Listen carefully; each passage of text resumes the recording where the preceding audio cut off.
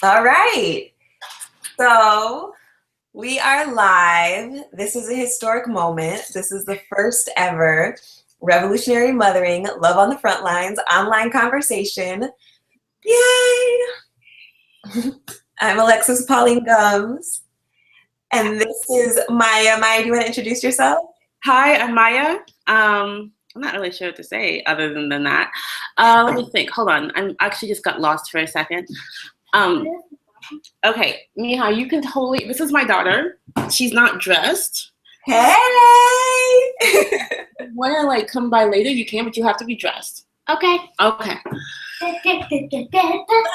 And thank you. All right, so yeah, and I guess for this, I am the co-editor, one of the co-editors of 3 for the Revolutionary Mothering book anthology, Love on the Frontlines. So that's. Other than that, primarily, I'm a mom. Clearly, that one I made that, and I am a journalist and writer. I spent the past. I mean, I kind of travel over. I've kind of traveled a lot of places in the world and worked as like a writer and a midwife and a doula and an artist and other things I got myself involved in randomly, and human rights work, did a lot of that as well. So, oh, there you go. Okay. Okay, cool. So, and right now I am in Minnesota visiting my daughter's father here. And Mother's Day was yesterday. I had a really beautiful Mother's Day. So super happy. Excellent. Awesome. Well, I'm Alexis, another one of the co-editors of the Revolutionary Mothering anthology. And I'm just so excited about this conversation. I also identify as cyber fairy, Black feminist godmother to beautiful light beam that we all just saw on the screen a little while ago. And I'm just excited about this being the way that we kind of launch this conversation and talk about our book, because this is like our relationship, you know, like we talk to each other online, as you are many places in the world and I am wherever I am. And I think that, you know, I just value that we started our relationship through letters and that we continued through Skype and through, you know, as there became different video technologies, we have had our relationship across them. And so I think it's cool to be able to broadcast some of that and archive some of that, especially since I think that the conversation that I think of as a really important conception moment for the anthology Revolutionary Mothering was a conversation that we had via Skype. I think maybe we were even just typing on over Skype, talking about moving from the shorelines to the front lines and like what the work of mothering really was and how you were experiencing it reflected in yourself and through other mothers transnationally. So do you want to talk a little bit about that? Okay, yeah. It's funny because I got your email earlier today. I'm going to stand up actually really soon and get someone to bring me coffee. Like that's going to become really important in about the next 5 minutes. So in case you guys like what happened, I have an addiction to coffee. Put that out there. No, I'm not afraid to say it. No.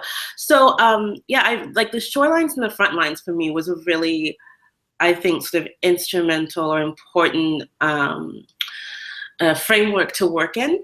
Because for me, and it became even more important. Like, it was really interesting to me that we were having this conversation at one point, and honestly, like 2 years later, I think probably about year and a half, 2 years after we'd had that, like the Egyptian revolution started, and I actually was having, like, it became a very physical, visceral thing, you know, that I was actually kind of glad that mentally I had already sort of worked through some of these questions.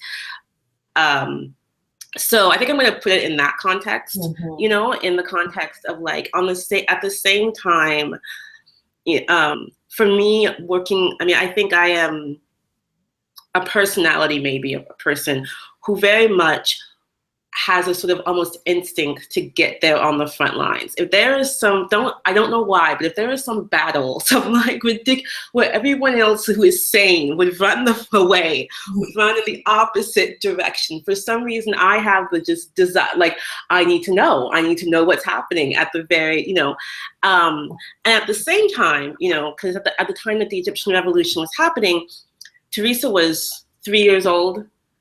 turned 4 years old during that time, you know, and so it became this really important balance for me to both be an activist on the front lines, but also to be raising a, you know, Black daughter, a biracial daughter, doing so, I mean, having come from sort of a working class, middle class background, trying to sort of infuse in her, these values that I really believed in, you know, of not just around like race and class, but also like around gender, around about how we talk about people, how we see people in the world, how we treat people in the world, and that too. And then that's it's such an incredible struggle or battle to have. Like it's in your own, maybe not in your own home, but like, and also to be going out into the world, in a world that is, for I think most of us, as you know, is very is in a place where our various identities kind of come together, and means that the world that we're living in is not the sort of like Mother's Day just passed, right? So it's not the sort of like Hallmark mothering image, you know, like I don't get that. Like I don't know. It's just I've never one day gotten to be that Hallmark mother figure, you know? So like you're doing this sort of constant battle day after day, when you have to deal with people, when you're dealing with just mainstream society, when you're dealing with the media, when you're trying to deal with, you know, how are you going to put bread on the table, when you're trying to figure out how do you make balance in your life, how do you raise your child through all this, through all these sort of like, whether not it's disabilities, well, whether it's not class or race, whether it's you working through issues around gender and sexuality, and doing all that while you're trying to keep this balance happening. And so, and for me, I feel like those two things are really are in the end like the same, the front lines, I mean, like being on the front lines, you know, and really believing that you are fighting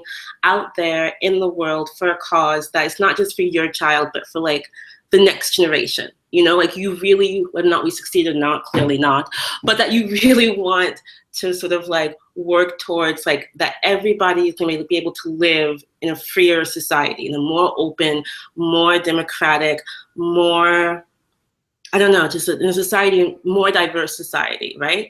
And then trying to create those same things with your own children and within your own family, you know? And so that for me was the shorelines and the front lines, like kind of flowing on top of each other and sort of trying to live that out at the same time.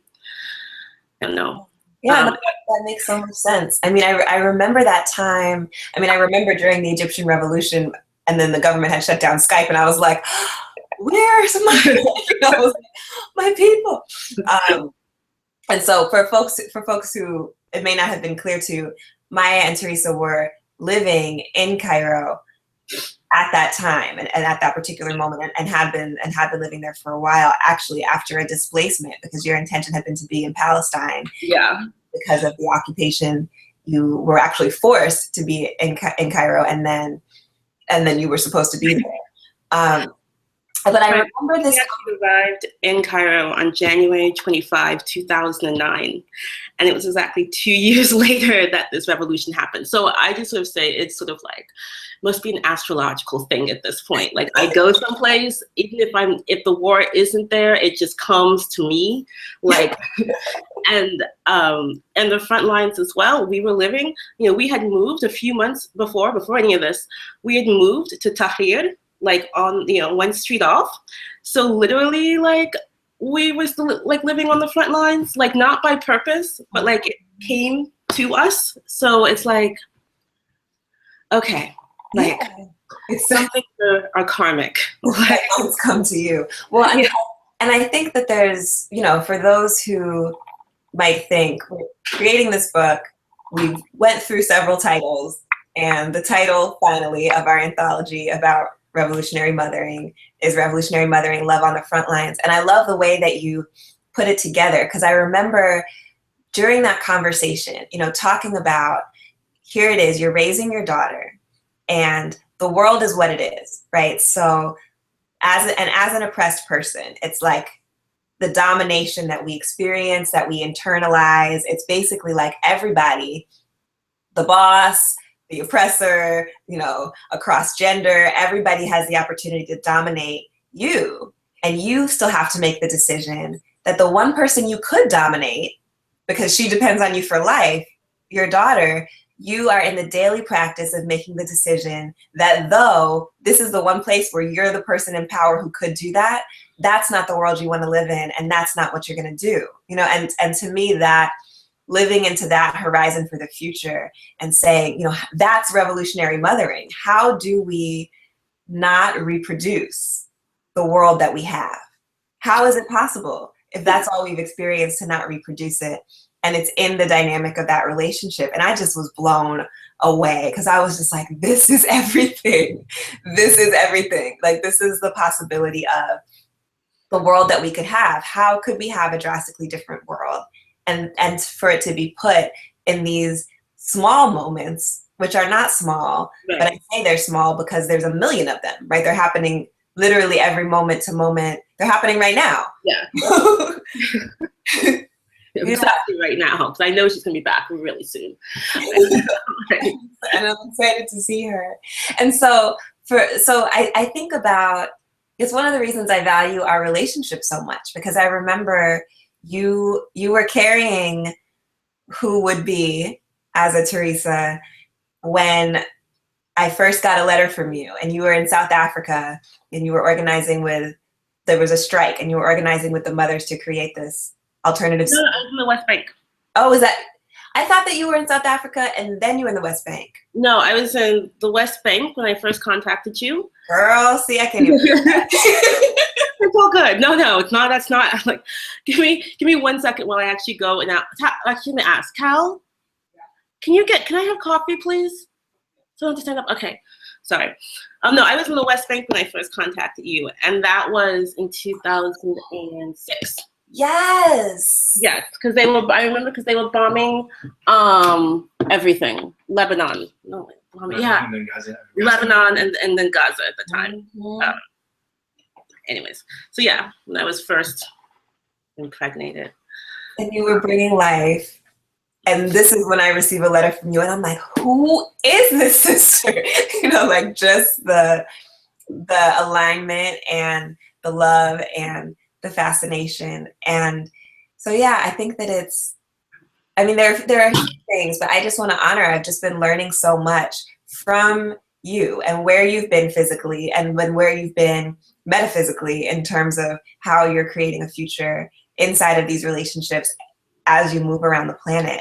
And I wanted to, because there was also something really important that you taught me and that you shared with me about your experiences with mothers in Chiapas and how that impacted your ideas about revolutionary mothering and your practice. Could you talk a little bit about that? Okay. Yeah. I don't know exactly what, but I can definitely say that when we were in. Okay, so when Teresa was 6 months, we took her to Chiapas, and we were there for 6 months. So we were there till almost her first birthday, and when people ask if I feel, like, well, we hung out, like, but one of the things we definitely did is we went to the Women's Zapatista Encuentro over between that Christmas and New Year. Here comes my coffee. I'm excited.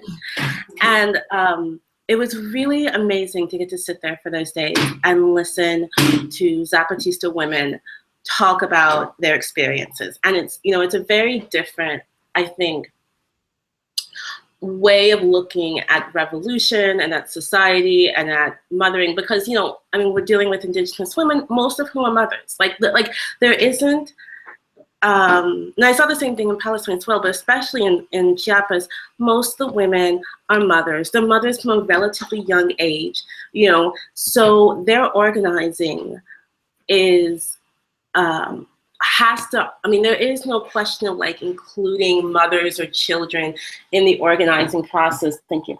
There is no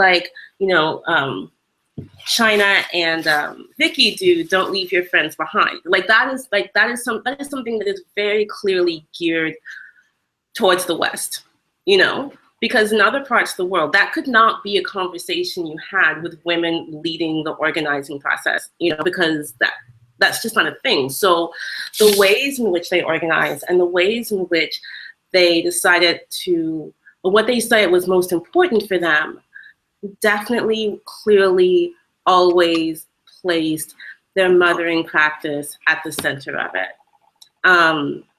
And there were lots of really weird contradictions that happened in that time. I just want to say, like, this is not a paradise or utopian version of the Chiapas revolution, or of even the role of women in that society, because there is a reason they had to have a women's encuentro. You know, like, there's a reason 10 years later they finally got, you know, they finally were able to organize a women's encuentro, and that has to do with a lot of just base the fundamental structures of the society, you know. And even at the women's encuentro, I should say as well, like, women, like, it was very interesting or difficult for me to reckon, like, I just wanted to be like, I don't know, it was just a bit, I'm trying to see how to say this, like, you still saw women, one, performing most of the child caring roles, the cooking, the cleaning, X, Y, and Z, but taking it on as an organizing practice. But at the same time, you had men there, because men were at the women's encuentro, who really looked like they weren't doing anything.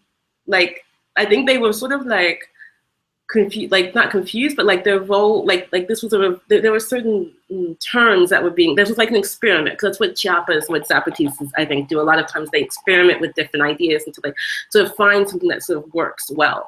And so when we were there, I mean, at the same time, I can say that what I discovered is that being a mother helped me in ways, like, it's actually kind of ironic, because there were all these sort of, like, all these foreigners there as well, all these gringos or whatever, people from other parts of Latin America, who a lot of times expressed the idea that, like, they didn't really feel like they had anything to contribute. They really couldn't connect with the Zapatistas, you know what I mean? Like, they just felt like they were just there, kind of isolated. And I was like, I did not have that experience at all, because Zapatista women, it turns out, love babies. And I had a 9-month-old. And I had a little brown, curly-haired 9-month-old that I could literally just pass around. You know, like, I wouldn't even, they would just come, they would take her. I would have to go find her after a while, or they would bring her back when she was crying. I would, like, you know, okay, I'm a breastfeeder for a bit, then she'd be gone again. I had women who spoke maybe 12 words of Spanish, but were determined to talk to me in their 12 words of Spanish. You know, like, being a mother, I felt like made my experience completely different than the majority of sort of gringos or foreigners or whomever were there, who, yeah, I guess, I don't know what they had expected, but I was just like, maybe next time you guys should bring kids. Like, I'm not having this, like, you know, I also had women who, I think because I was Black, who really just wanted to connect with me because I wasn't white. Because, you know, I wasn't white, I was sitting here, I was breastfeeding my kid, and who just really wanted, felt like that meant something to them in a way that, so I had almost a totally opposite experience of, like, other people who were there who have way better Spanish than I do, you know, or did at the time, and who were really used to being centered at these sort of events. You know, because everybody loves the gringos when they come to these events. Everyone loves the white guy who, like, is willing to be an ally to them, you know, as a sort of, and so they just, I don't think they really knew what to do in this case. Like, when they couldn't connect to women, and because in Zapatista society as well, and I mean, Mayan society, for a large extent, men and women have very separate roles.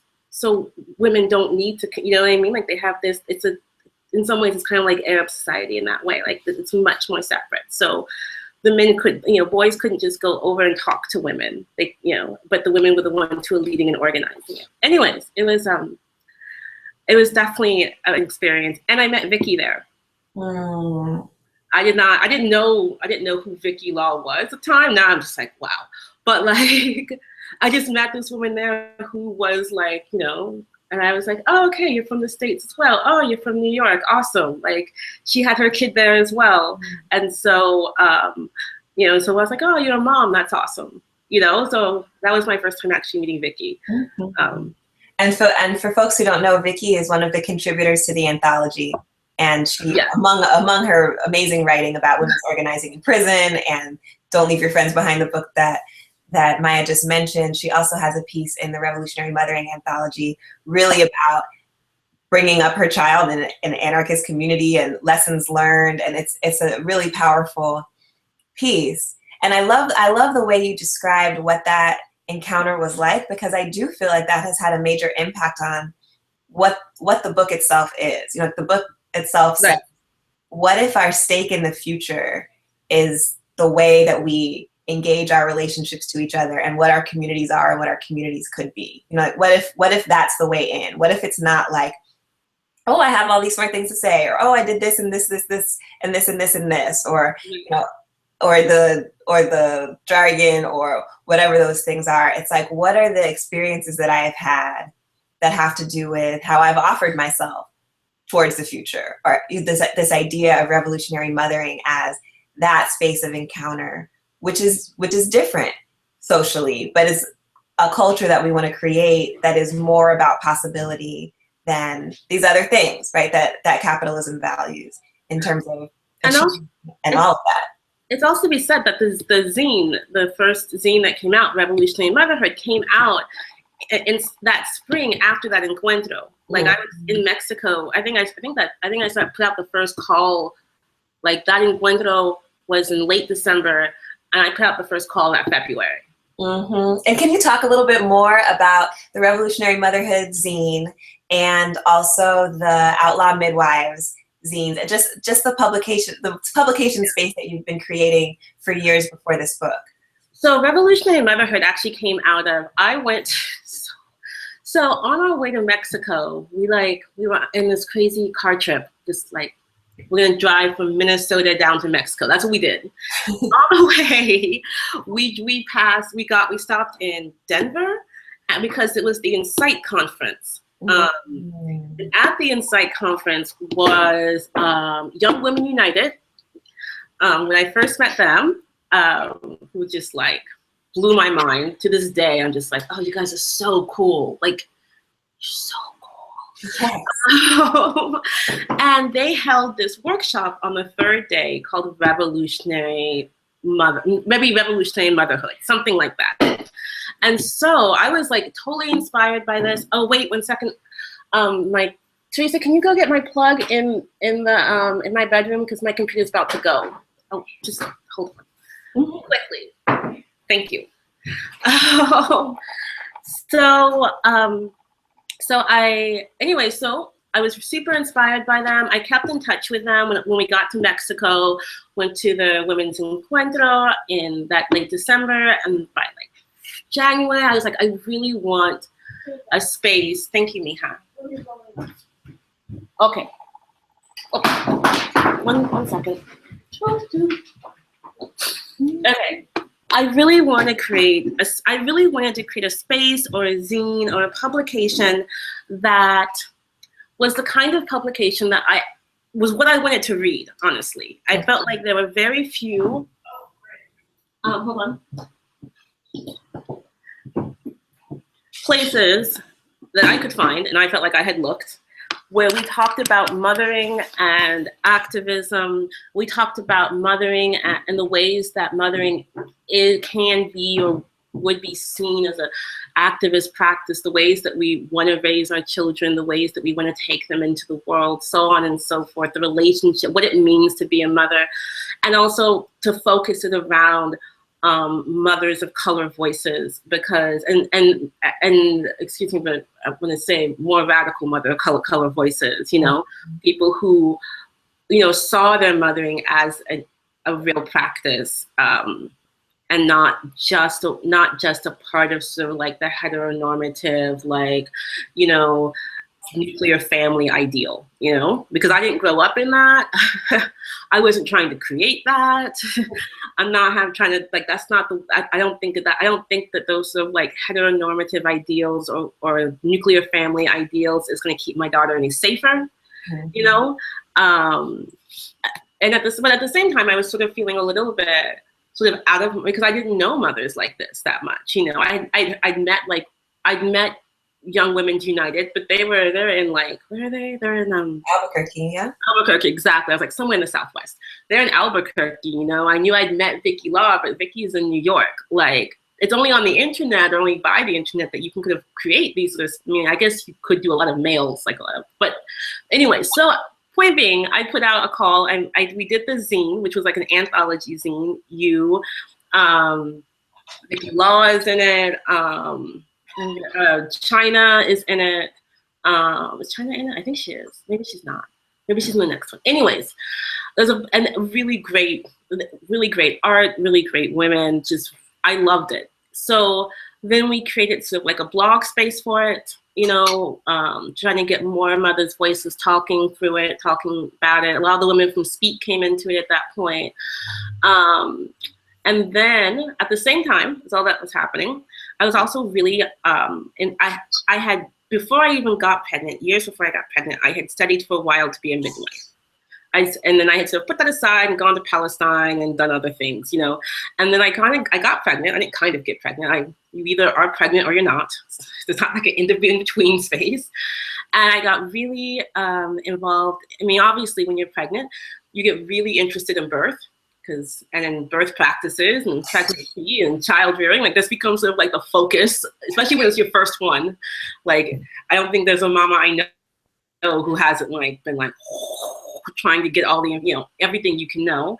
And I started studying as a doula while I was still pregnant. I took my doula workshop when I was 8 months pregnant. I was like, wow. I was just huge sitting in this like workshop for 3 days, like feeling like I was about to literally give birth at any minute. Like, and then I worked as a doula, and was still really, especially interested, like Outlaw Midwives came out of a feeling like there was no space to talk about pregnancy and birth and like early childhood rearing, early childhood practices, and the violence that you deal with structurally in society, and the violence that you deal with structurally from the hospitals, and the violence that you deal with even being a pregnant person, you know, even being in the world and not being the normative of what a pregnant person should look like, and how there are certain types of mothers and certain types of babies who are very much sort of like held up on a pedestal. And if you don't sort of fit to that, you kind of aren't really supposed to exist. You know, you're not like it's like it isn't, you know. And so I just started more and more writing about not just like, you know, the violence in the hospitals, the violence of even like home birth midwives sort of taking away your own autonomy and taking away your own ability to make decisions for yourselves, the way the society is structured so that women who are giving birth or who are pregnant, or even people who are pregnant, it's not just women, obviously, people who are pregnant are really sort of told that they're not supposed to be here, and their children are not supposed to be here, and they're not supposed to like keep surviving generation after generation, you know? And the fact that we do it anyways. That's like, we do it anyways in the face of like so much else. And so that's what Outlaw Midwives sort of became. And again, it's an anthology. I think there were three zines, and then the blog itself, the blogs themselves sort of writing about it. And they're there on the internet, you guys. Like, they're there. You can send out links. Read all of them while you all are waiting for Revolutionary Motherhood to come out this fall. You can be finding all of the Revolutionary Motherhood zines and the Outlaw Midwife zine and the Manifesta too, which I think is really powerful. You know, talking about how do we really face and look at life and death, and being the people, you know, at this what is policed as a border, and which instead should be a zone of liberation. So yeah, I think that's so incredible, and I'm excited for people to understand that, you know, this anthology is coming out of generations and generations, of course. You know, we're inspired by generations of folks who have been looking at intergenerational practice and looking at parenting in revolutionary, radical, world-shifting ways. And also that it's come out of your long-term commitment to engaging this and engaging it together, right? Always as a conversation, right? That you have been so insightful, and what you have to say in the book, what you have to say in each of these zines, I think is very revolutionary and has taught me a lot. And it's always been like you're doing it so you can create a space for people to come together to really just be really badass, you know, badass about the future, badass about the body, you know, like everything that it makes possible. And so I want to just honor you and celebrate you for that. And now I'm like, what else are we going to talk about? Well, I just wanted to say for 1 second, though. I want to say that, like, you know, it's funny. You know, I started Outlaw Midwives while I was still pregnant. So Teresa's 8 years old now, right? So that has to be like not like 8.5 years, something like some crazy number, right? But in that time, what's been really amazing over the past decade is the amount that I don't feel like I have to do Outlaw Midwives anymore. There are so many women of color who are doing this work and people of color who are doing this work. But like when I started it because I felt like there was nothing out there. Like there was nothing out there speaking for me. Either I need to be like a middle-class Black woman, you know, with these sort of like, which is great, but like those weren't my ideals. I wasn't trying to recreate a sort of like middle-class bourgeois atmosphere and a sort of like, you know, I don't know, talented 10th kind of mentality. Or I just need to be something else because there was nothing to speak to me. And now, like everywhere I go, I'm just like, wow, like, I don't have to maintain one small space for those people who need that, because like there's so many women who are becoming doulas, so many people who are becoming doulas, who are becoming midwives, who have like really radical ways of coming towards it. So it's almost becoming normalized in certain like pockets of society, and so I kind of feel like, like go for it. Yeah, no, that's a beautiful thing. It is a beautiful thing to see. And there's so much more access that we also have to each other and to be able to communicate in those ways. So I had 2 more questions for you. Okay. The first one is really about the book. You know, like just what are some of your favorite things about the book, Revolutionary Mothering, and that you're so excited about? I know we're like putting people's suspense level up because they can't even pre-order it yet because it's not coming out until but their suspense level should be up because mine is. I'm so excited about it being in the world. And so what are some of the things that you're so excited about in the anthology? Hold on, I need to find you again. I had to look up something for a second. Okay. Well, first off, it's going to exist. Like, oh my goodness. I know that other people are like, yeah, no. This book has been years and years in the making. When we started talking about this, I had just arrived in Egypt, and Teresa had just had her 2nd birthday. Or she may not even had it yet. And now she's 8, you know? So the book is going to exist. Like, that's incredible. It's probably one of the things I've committed the most to in my life. Like, I mean, like I have moved, in the time that we have conceived this book, I have literally lived in Egypt, Germany, the States, Ecuador, and back into the States again now. So, you know. Yeah. So there's that. That's just, I'm just amazed. I'm just gonna say it's going to happen. Okay, and also because I feel like even though it was, you know, it took a while for all of these steps to happen. It was 3 of us doing the coordination, and none of us live in the same place. At least you and I think, move around a lot. Like you know, you're doing your speaking and your tours and like and so on and so forth, and I just randomly move around from one thing. So like I feel like, you know, this book sort of happened in the sort of the times that we had where we may have been a little bit, okay, let's work on this for like, let's do a little push here, let's do a little push there.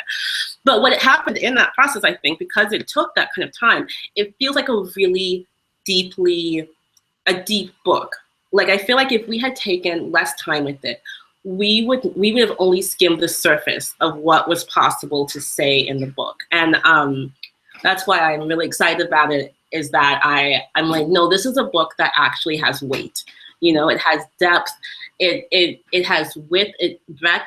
I think that's the word for it, breadth. And that it covers. I think if we take into it really quickly, it would not have covered the amount that it covers, the amount of just people, the different kind of lives that are lived, the sort of expressions, the fact that, like, I mean, I feel like there was a time when I was living in Germany, and I remember just going over essays, like word for word, just trying to hear like what this is going to sound like.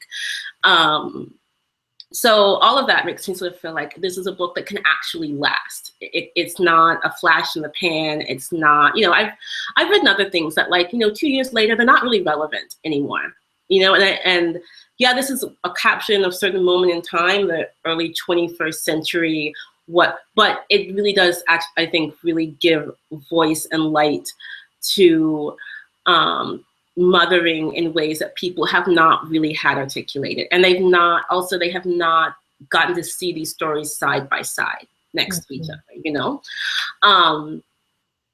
And yeah, so that, all of that makes me incredibly excited because I mean, in my heart of hearts, I want to create a book so that when my daughter, whatever decision she makes, if she decides that she wants to do mothering, this is a book that can also go to her as well. Like, it's not, it's yeah. Also, on top of those things, I think that there are, like, Katie Cupwood's essay is one of my, I mean, it's not even, it's one of my favorites. I just want to put that shout out there. I was just going through it again and I was like, yes.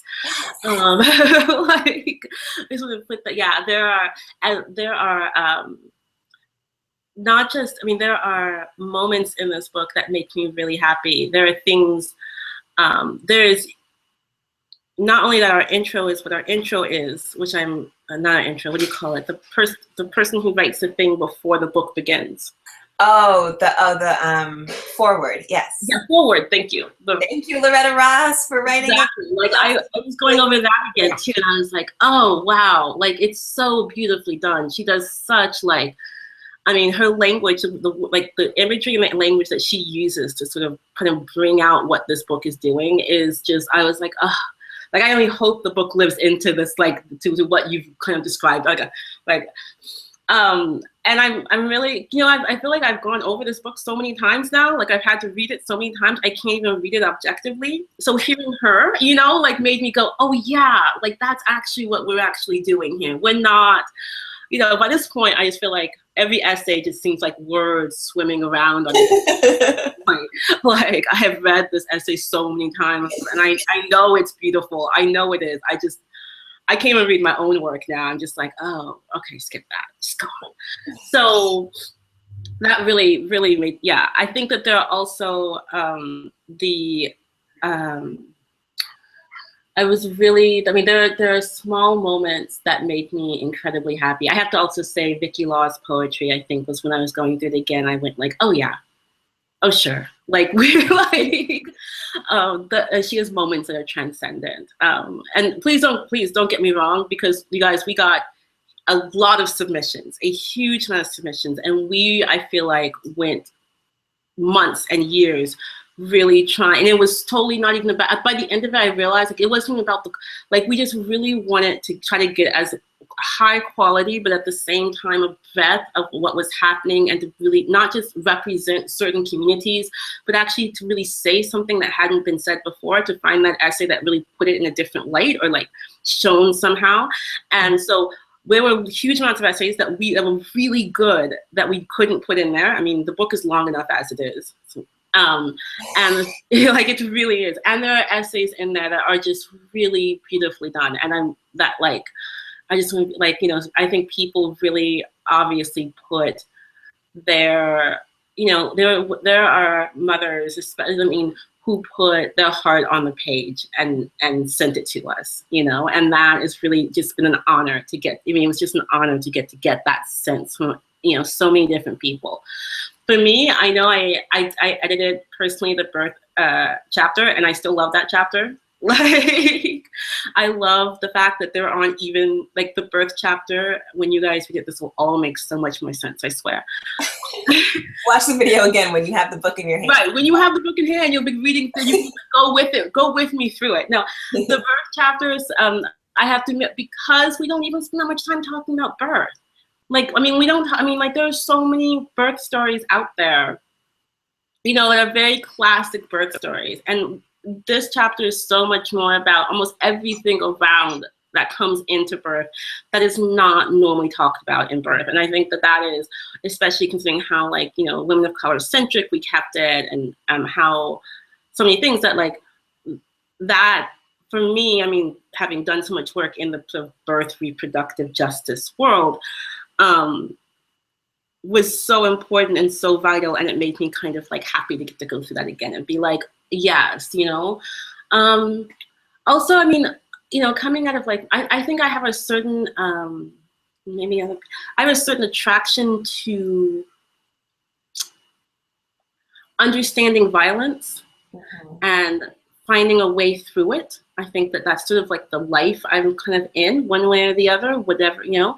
And so going through this book is really getting to see, you know, people who are resisting and surviving and pushing against and thriving in the various types of violences that are sort of just put upon us daily. You know, it is incredibly inspiring to just realize, I mean, not just that you're not alone in doing it, but that you're not delusional about what the world is that you think you're having to battle with. You're not delusional that you know, that racism and sexism and homophobia and classes and the various violences that are constantly pressing in on you are actually affecting you, and you are actually having to be there at this battle, you know. And I think that's just sort of like, I think when I was first pregnant, I think that was the thing I felt the most. I felt like I was literally delusional because I could not, I felt like, I feel like I'm an intelligent human being who is accurately seeing this, and this is wrong, and this is harmful, and it's hurtful, and no one else around me seems to see it, you know? And I think there's a lot of us mothers who we're all in our own small, are sort of looking out there going, no, actually that's really violent and harmful, and I think you're trying to commit genocide, you know? Like, I'm pretty sure that's genocidal, but then having no other voice to sort of reflect it back to you makes you sort of like begin to doubt your own thinking process. You know, in a time as being a mother when you need to be the most secure about your own thinking process. You need to be really clear that you are here and you are confident and you can do this. And I think this book sort of gives that back to you. Because there isn't actually, you know, I mean, I think there's a difference. Like, Don't Leave Your Friends Behind is a book of solutions. That's what I really like about it. They really focus on solutions. This book is not a book of solutions because there is no cookie cutter way to get through this. You know, everyone has to sort of, it's a book of creativity, and it's a book of openness, and it's a book of like you being able to think through, you know, your life through this book. So, and I mean, we should say, like, it was highly inspired by The Bridge Called My Back. And that was actually a play on that, was one of the first titles we had. And, you know, for those of you, The Bridge Called My Back just came out with its new edition. Yeah, I think I've seen that. And so, I mean, I feel like for a lot of people who, you know, have used The Bridge Called My Back as a way to do that, to sort of say, like, I'm not delusional. This is the real world that I'm dealing with. And there are a bunch of other people in this book who are seeing this as I see it. I think that, like, Revolutionary Mothering is going to do that for people as well. And so that all makes me super excited because I don't really plan to have more kids, you know? So this is like my baby going out into the world. Like, okay, it's a kindergarten day. So yeah, I'm just gonna be really excited to see what other people think as well. And really excited to see, like, also I have to say that there are also people who we got to put into the anthology that I'm so happy we got to put in there. You know, who just have a really strong voice. And I think it's going to be really helpful for them as well to hear their own voice, like, echoed out into the world. I know it, So I love the way you put that. I feel like it is like this ceremony where people get to move from isolation and, like, looking at the world and being like, is this world trying to kill us all? Like, is this what's happening? And feeling really isolated in that, to a space that is like, okay, no, not just me. So, like, yes, these intersecting systems are impacting not just one person, but they're impacting us. And there is this life-giving, future-loving, people wanting, you know, energy that also people are organizing their lives around. They're organizing their moments around. They're being transformed by the future, the same future that the push in our society that is genocidal and that is, you know, really not moving towards planetary sustainability for the species, the same future that is scary. Yeah. All of those norms is the future that people are investing in, loving into every single moment. And what does that look like, right? What does that look like in the challenging moments? What does that look like in the celebratory moments? What does that look like as a poem, as an essay, as a manifesto? You know, what does it look like in every form, so that we can be in context in this revolutionary work of birthing the future, mothering what the world could be. And I love that. I feel like, oh yeah, it's a ceremony. And so there are the people who in their stories and essays and poems and manifestos are participating in the ceremony. But then when the book is out, it's like everybody gets to participate in the ceremony because it's for all of us, right? Yeah, and that totally reminds me, like, I think maybe 5 years ago, I remember I wrote this essay for something. I can't remember what it was for now.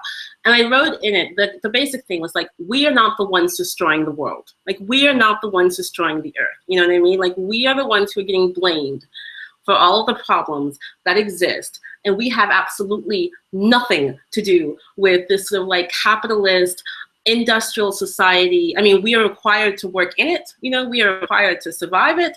We are the ones who are being the most impacted by it. You know, we are that's part of the frontline shoreline things, that we are the ones who are actually having, you know, we are the ones who live in communities. I just had to write an essay about in Baltimore. This is before Baltimore happened, before the Baltimore uprising happened.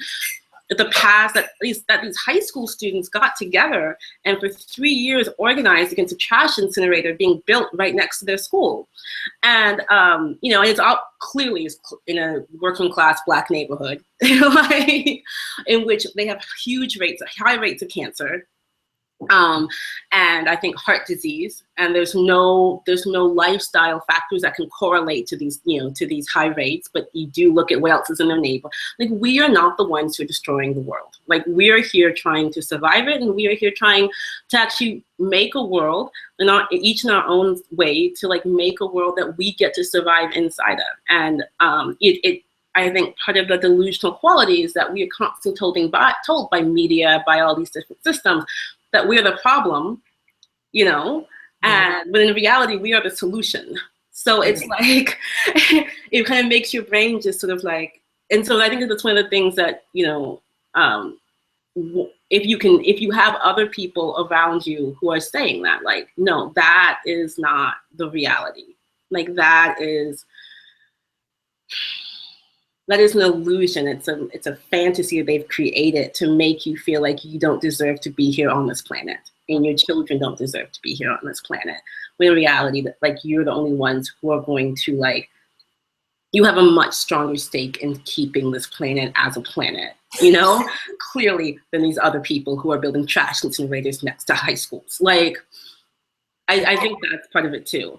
Yeah, exactly. I mean, that's why that quote from Alice Walker's Democratic Motherism that I keep coming back to over and over again, where she's like, you know, she was like, this is the reason that mothering must be a thing that everyone believes in and that everybody acknowledges that everyone can do, and she would say must do, right, which I agree with, is so important, right? Because when she says mothering is an instinct, yes, but it is also a practice. It can be learned. I think that that's part of the potential of this book, is to say that mother, like you said, mother is not this hallmark thing, this, you know, image somewhere that people have to try to conform to or not. It's the actual practice of saying, we want to make a livable space. We believe that nurturing and growth can happen. And so we're going to do the things that make that possible.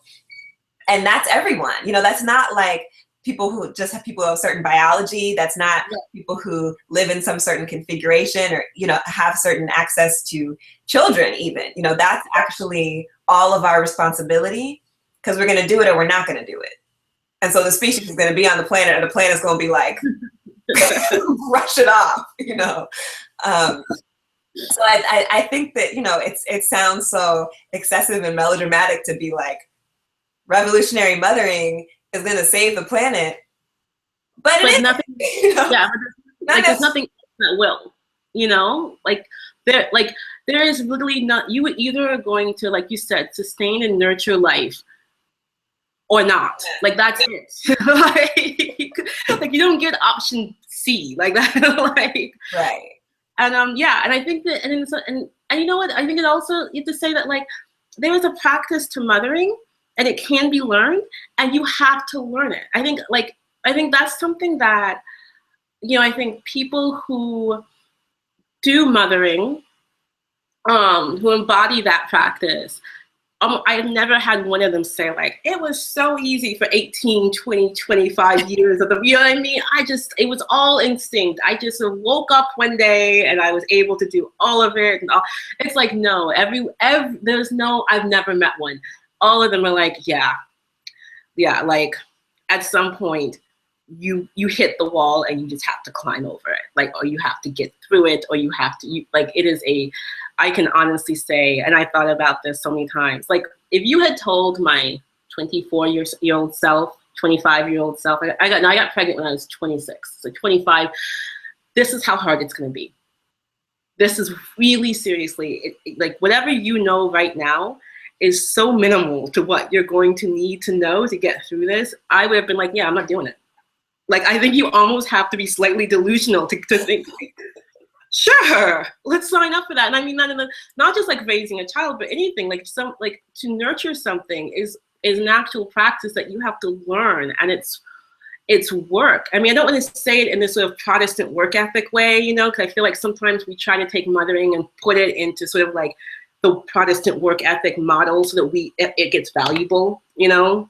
Mm-hmm. Because that's all we know, that only things that are valuable are like if you work 40 hours a week, so we have to log in our hours and say how much it would be worth. And I mean, that's interesting, but it's not really, it doesn't really speak to the actual, but like building a relationship with other living beings and using that relationship as a way to sustain each other, you know, because I mean, that is, it's, you know, it is maybe, work is the word I'm going to use, but I don't want to use it in that other sense of work. I'm going to use it as in a sense of like that. Those are skills and talents and practices that you have to do over and over again. And you never perfect them. And you never can say you really got it right that time, because next time it probably won't work anyways. You know, it's like, however you got your baby to sleep last time is not how the baby's going to sleep the next time. That's just not how the world works. And another thing it teaches you, which I think is something that our civilization, our Western civilization, our industrial civilization could really learn, is patience. You know, I was reading this thing that said, you know, like, if we were going to take the world, the planet's existence, you know, in 46 billion years or something, I forget the numbers, it'd be 46 years, right? And human beings have been on the planet for like 4 days.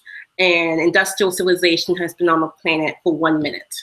Mm-hmm. You know, and so it's like we lack a lot of patience. Mm-hmm. And we are on the brink of annihilating ourselves and a good amount of other species with us, because we cannot think past the next second. You know, mm-hmm. We can't even go that long. And so one of the things that happens, I think, in trying to sustain life and trying to bring something beautiful into the world in that way, is that it's not something that happens overnight. Mm-hmm. You know, it's something that you have to, you don't get to see the results of it. You know, I have no idea what I'm doing, by the way, you guys. So like, if you think that this is one of those books with like a mothering guide, and I'm going to tell you, like, anyone in here tells you how to do it, like, it's not what it is. I feel like this book is really like, we don't know what we're doing. But we have an idea that like we're going to keep doing, that we're going to do the best we can to make to raise, to rear, to sustain, to nurture, as best as we know how. And that still has to be better than the not doing it. Right. Exactly. Oh, that's so beautiful. Well, I think that's a perfect place to close. Thank you so much just for being present and for your time, and even more than that, for almost a decade now. I know, right? I'm like this conversation, this exact conversation, which is the conversation. Yeah. That this is the species conversation. So so y'all know, this is where we are out of this conversation. And I just love you. I just love you. And I love everybody who's watching. Thank you, our folks who watched and folks who will watch after the fact. And look out for Revolutionary Mothering, Love on the Frontlines. We're so excited about this book and the conversations we'll get to have with you because of it. And this is the very first in a series of conversations that I'm hoping to have with the editors and contributors of this book who are having the conversation that we believe will save the planet, or at least give us a chance to be here on it. So yes, yes, yes. Much love to all of you. Y'all check out our website is thisbridgecalledmybaby.wordpress.com, and you can see updates there, and you can also see the dates for the other conversations. I'll be posting those there soon. And yeah, just love some people. Love some people, make some space for life right now, and continue to do it. Mwah! So much. We will talk soon. Lex, this has been wonderful, by the way. Hi to everybody else. I forgot the other people were watching. At points, I'm like, oh, that's right. There's like a real thing happening. Okay, sorry. I probably should have put on makeup or something. Anyway, so I'll do that. I'm gonna turn the broadcast off. So, and then I don't know. We're gonna really talk. And yeah,